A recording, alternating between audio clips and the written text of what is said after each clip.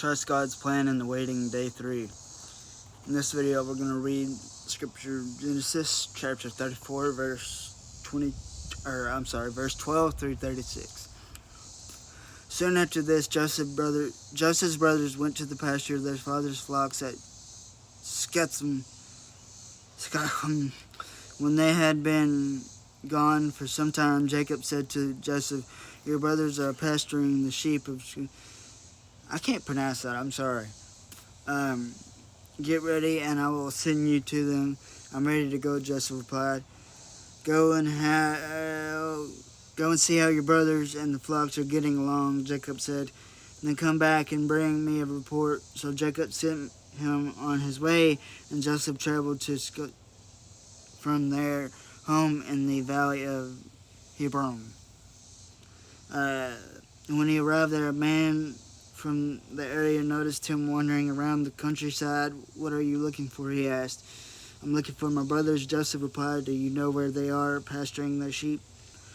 "Yes," the man told him. They have moved on from here, but I heard them say, 'Let's go on to Dothan.' So Joseph followed his brothers to Dothan and found them there.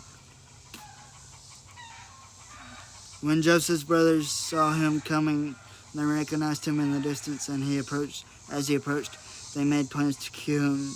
"Here comes the dreamer," they said. "Come on, let's kill him and throw him into one of these cisterns.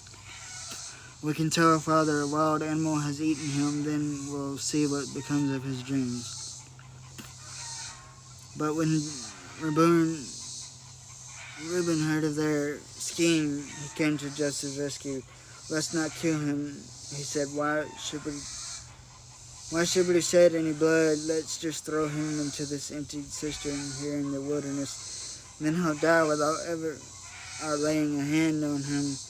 Reuben was secretly planning to rescue Joseph and return him to his father. So when Joseph arrived, his brothers ripped off the beautiful robe he was wearing. Then they grabbed him and threw him into the cistern. Now the cistern was empty. There was no water in it.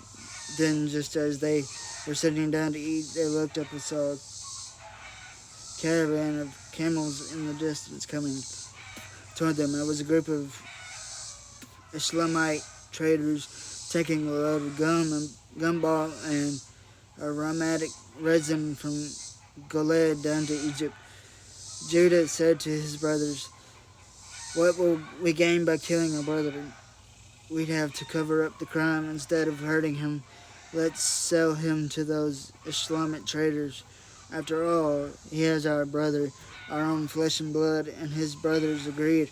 So when the Ishmaelites, who were Midianite traders, came by, Joseph's brother pulled him out of the cistern and sold him to them for 20 pieces of silver, and the traders took him to Egypt. Sometime later, Reuben returned to get Joseph out of the cistern. When he discovered that Joseph was missing, he tore his clothes in grief.